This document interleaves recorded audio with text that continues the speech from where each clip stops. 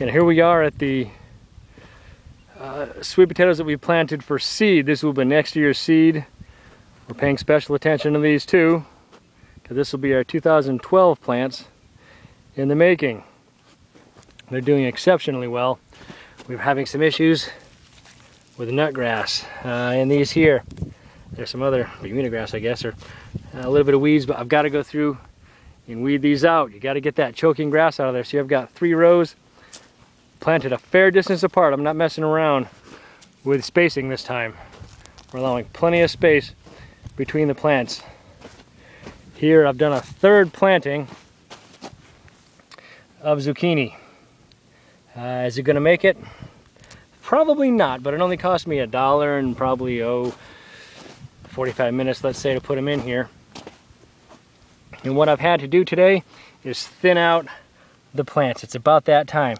Now I really can't go through and weed yet, because you have to be careful. These little itty bitty plants, you don't want to disturb them. And I need to get this string down here too to stop the wind from tearing the plants up. But you see, look at all those plants there now. There's 4, I think it was 4 or 5 seeds per hill, depending on how many I had left. But I can't have 4 plants growing out of this one hill. I can only have 2. 2 of these have to die. This is painful to do, but oh, you gotta, I guess you die and you just pick the ones that look the healthiest, and well, maybe you, I guess, because you want to have some space between them. There we go, I just did it. I just killed 2 perfectly healthy zucchini plants. That's how it's done. Look at how good those are doing. Here it's the same thing. This is a little easier because we got 2 huge ones and 2 little ones. So these 2 little guys, sorry zucchini, you gotta go. I can get a little grass while I'm here. Same thing here, we've got 2 big ones side by side. We'll just pull these. Pull those there, thin them out. You've got to thin them. Now why not just plant 2? Well, you could and gamble that both of your seeds are going to sprout per hill, but you plant more than you need and cull the ones you don't. Over here to our butternut squash, you look at the plants, they're starting to get yellow. The sun's tearing them up. Are they going to make it? Probably not all of them, but this guy here, he's close. We want to be skin, well, that's sunvan there. We want to be skin color. This one's going to be all right, but when you get in here, let's get to say wow, look at that guy. Look at that monster. He's going to be all right too. But the ones that are still green and striped, my God, look at that one there. They're huge.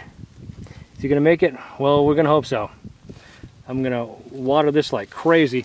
See, there's one there. He's going to be all right. He'll make it. These aren't like tomatoes. I mean, I just can't pick these and put them on my windowsill and have them mature. They have to be, these things are going to have to be mature before they're picked.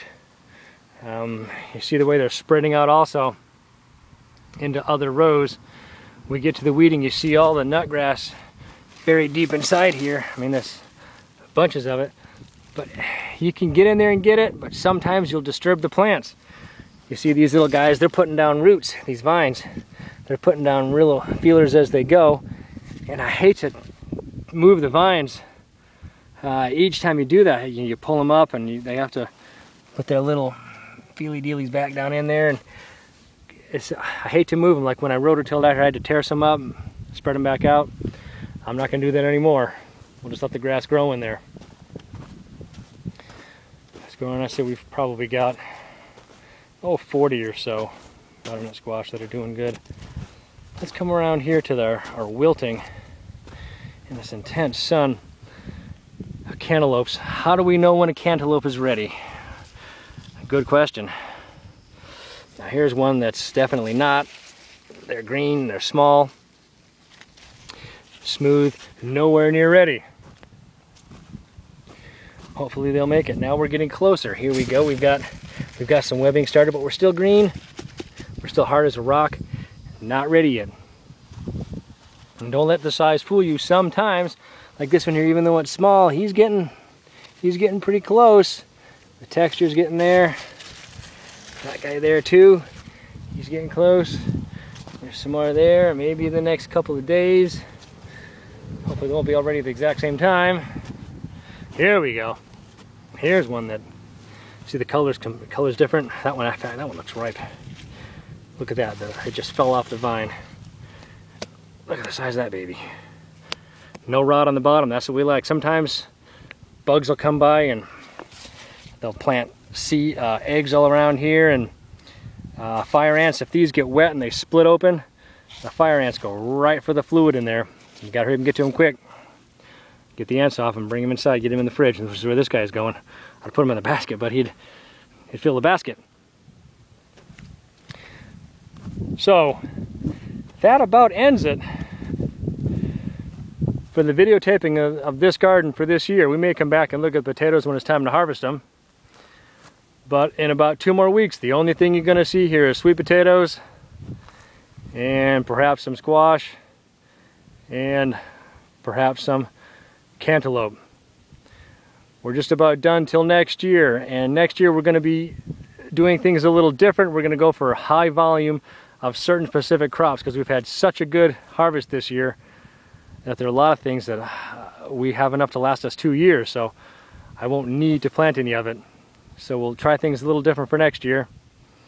Well, in the next video we're going to go inside and talk about how we preserve this stuff and keep it alive. Thanks a lot. We'll see you.